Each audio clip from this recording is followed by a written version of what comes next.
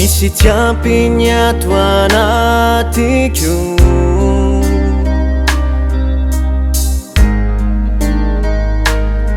tsy ho vitako niatrika reo sedra manolona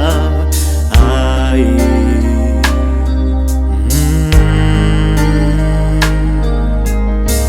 ivanoni ivavesavononi avo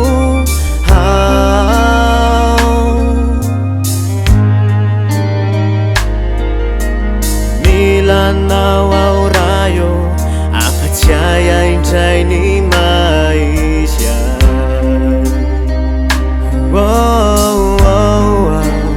hoy anao hoe tianao ao rehefa tsapako farery ao hoy anao hoe mahery ao rehefa tsapako faresy ao miazona itananao rehefa ketrakany amiko ka tsy hitako ny toerako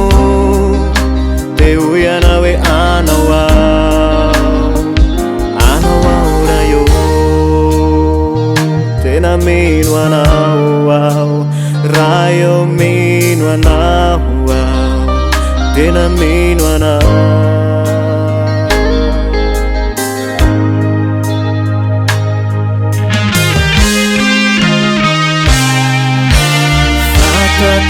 Ketin rayo fisay rehetra momba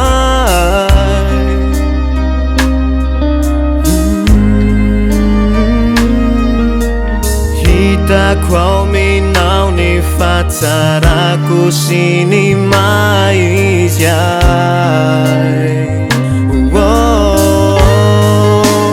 hoy anao hoe tianao ao rehefa tsapako farery ao hoy anao hoe mahery ao rehefa tsapako faresy ao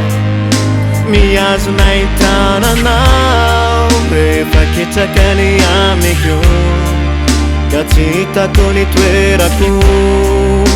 de hoy anao hoe anao ao rayo tena mino anao ao rayo mino anao ao tena mino anao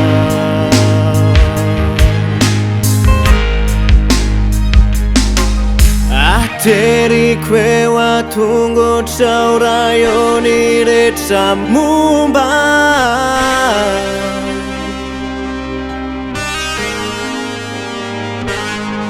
ireo falemeko sary fandrisika ho aminao